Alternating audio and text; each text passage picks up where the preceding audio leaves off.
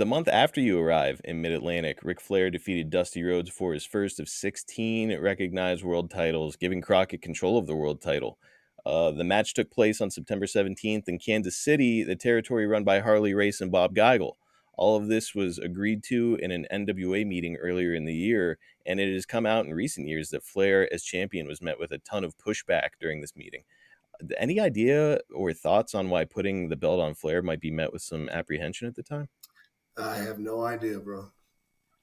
It I feels have no strange idea. because it's like, he was very popular. He had the look down and all that, his shtick and all that stuff that people loved. It's Yeah, just, yeah, hearing that, I'm like, why the hell would they push back against Flair? I Uh, don't know, bro. have you ever been part of one of these NWA meetings, or can you give any insight on these gatherings? God, no, man. Hell no. I wouldn't be a part of that shit. You were never interested in participating? No, no. It's weird, man. The politics and all the moving parts of the whole thing seem very convoluted. So, like, for reference, at this time, Dusty was working for Eddie Graham, but he was being loaned out to Vince Senior's WWF, and here he is losing the title in Harley Race's territory to Crockett's top man. I mean, it makes Yeah, your fucking head spin. yeah, it does. I can't make heads or tails of the whole thing, and I don't mean to kick a dead horse, but I feel like your insight as a seasoned territory guy is valuable here. How important was it for a territory to control the championship and by default, the title? Well, you got the number one draw, you know, and you just loan him out when you want to. So that means that you got him pretty much anytime you want him. Okay. So he's in your backyard all the time. And I have to imagine that there's a money-making opportunity with having the champion from your territory and loaning him out to territories, right?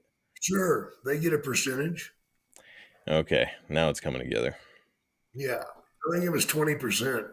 Holy shit. Okay. That's a pretty good kickback for just sending a guy off.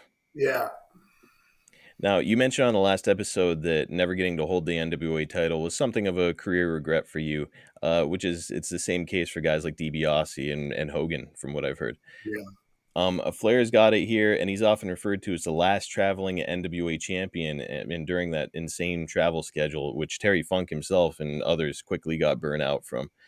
Uh, yeah. hy- Hypothetically, Jake, if you had been offered a run with the belt, what were your thoughts on that crazy schedule? Oh, I would have done it in a heartbeat, man. Really? Oh yeah, oh yeah. I don't know how long I would have lasted, but I would have damn sure give it a shot. At the You know? time, it's late 81. Are you married? Yeah. Okay. But like travel wasn't a huge issue. Like you could be away No, it without. wasn't. Okay. No. Man, that's a fun what if for me and a lot of other fans who I know would have liked to have seen you get a run with that belt. In fact, my wife was in Texas. Really? Yeah, she stayed in Texas while I went everywhere. Was she from Texas and just didn't want to leave with you? Yeah, yeah. I gotcha. Okay. Well, that's got to create some frustration too for you, like having to, leave behind Louisiana and so close to her. Well, she was in Louisiana with me, Okay. but whenever I made the move to Charlotte, she stayed behind. I mean, is she giving you a ton of pushback on like you having to be No, away now full time? no. Wow. Well, I Read know. between the lines, brother. Read Yeah, between the lines. I was trying to think of a tactful way to continue that conversation, but we'll just move on. Jake. Unfortunately, we married way too young, and Okay, the marriage was in rough water. I gotcha. So a couple young folks maybe got married a little bit too quickly, and all Yeah, the travel and whatnot, I'm sure was starting yeah. to get between you. The glitz and glamour died real quick. Yeah, being married to a celebrity is probably a lot of fun until you fucking never see them. Right. Yeah, so I get it.